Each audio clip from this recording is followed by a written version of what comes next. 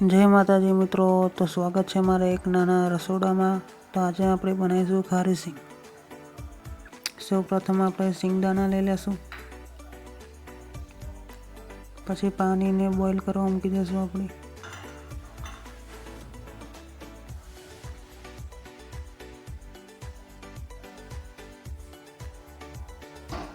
ગેસને ચાલુ કરી દઈશું।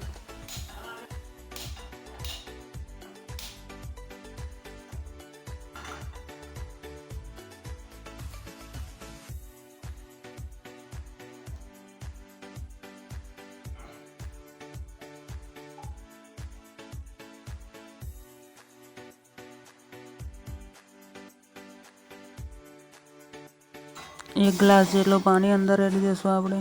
હા મિત્રો, આપણી રસોઈમાં કંઈ પણ ભૂલ થઈ હોય તો માફ કરી દેજો। હું એકલો વિડીયો બનાવું છું અને સ્ટેન્ડ ને બેન બધું ગોઠવીને જ બનાવું છું, એટલે મારે વાર લાગે છે। 2 ગ્લાસ જેટલું પાણી રેડી દેશું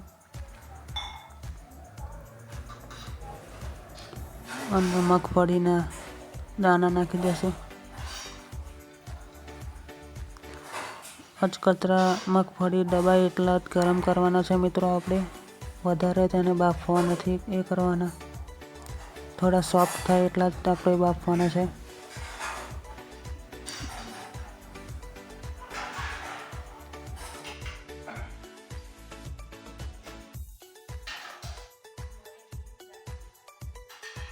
એક જાડું કઢાઈ લઈ લેશું આપણે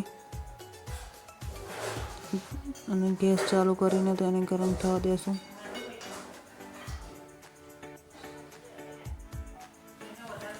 હા મિત્રો, મગફળીના બિયા આપણે 2 મિનિટ કરતાં વધુ નહીં બાફવાના, 2 મિનિટ જેટલા જ બાફવાના છે। સોફ્ટ થાય એટલા જ બાફવાના।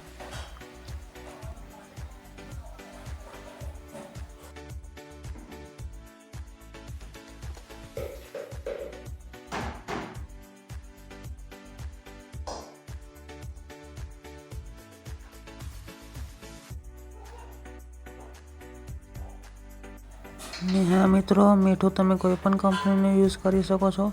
મીઠું ના હોય તો રેતી પણ ચાલી શકે છે, પણ ઘણાને ઘેર રેતી કદાચ ના હોય, એટલે મીઠું તમે યુઝ કરી શકો છો।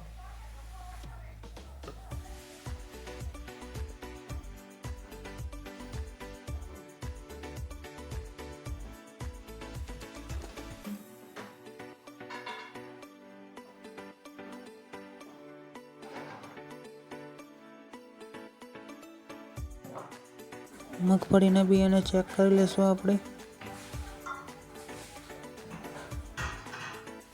એકદમ તૈયાર છે આપણા મગફળીના બિયા, એકદમ સોફ્ટ થઈ ગયા છે। એટલા બધા સોફ્ટ નહીં કરવાના આપણે। ગેસને બંધ કરી દેશું।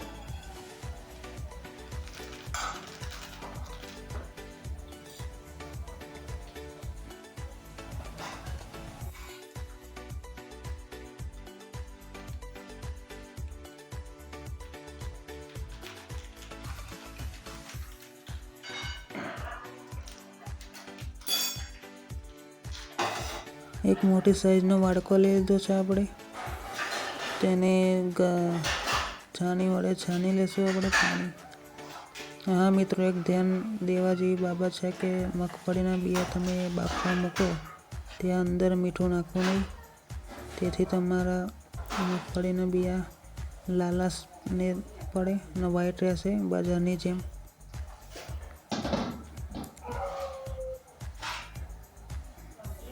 બાફતા પહેલાં તમે મીઠું નાખશો તો મગફળીનો બી એકદમ લાલ થઈ જશે, એટલે બાફતા પહેલાં મીઠું નાખવું નહીં, બજાર જેવી મગફળી તમારે બનાવવી હોય તો। આપણે છાણી લીધા છે, તમે કપડાં પણથી છાણી શકો છો, કોઈ બી સુરતી કાપડથી બી।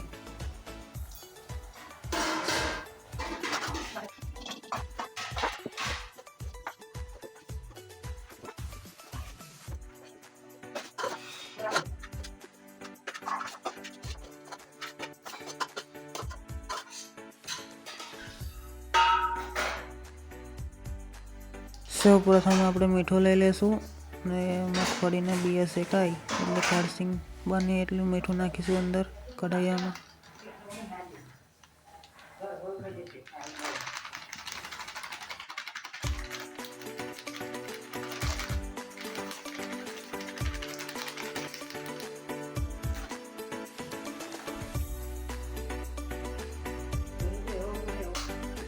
સોરી મિત્રો, વિડીયો ચાલુ કરવાનું ભૂલી ગયો.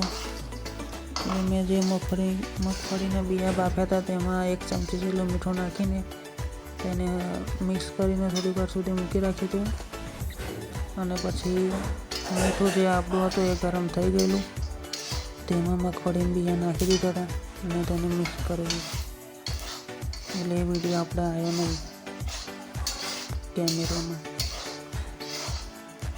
એટલે તમારે 1 ચમચી જેટલું મીઠું અંદર નાખી દેવું, પાણી નીકાળેલું હોય મગફળીમાં. પછી તેને મીઠામાં શેકવા આવી રીતે.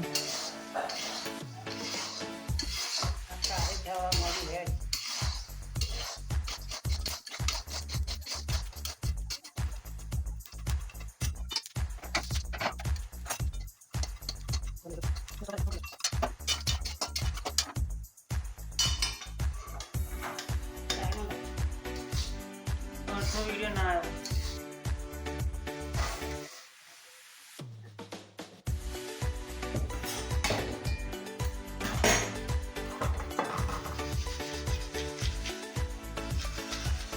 તો મિત્રો, આપણા મગફળીના બિયા એટલે કે ખાડસીંગ થોડીક બળી ગઈ છે, કારણ કે હું સ્ટેન્ડના બેન હરખું કરતો હતો એટલે બળી ગયું છે. મારી મમ્મીનું ધ્યાન નહોતું.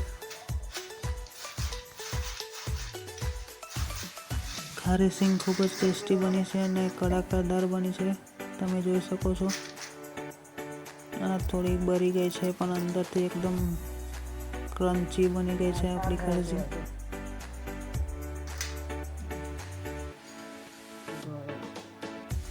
જોઈ શકો છો.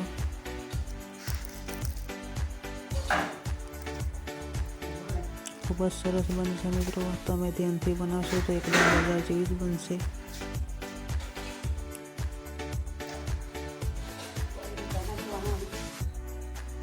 એકદમ લારીવાળા જેવી રીતે ગરમા ગરમ વેચે છે એવી બની છે. તો ચેનલને લાઈક, સબસ્ક્રાઈબ એન્ડ શેર કરો.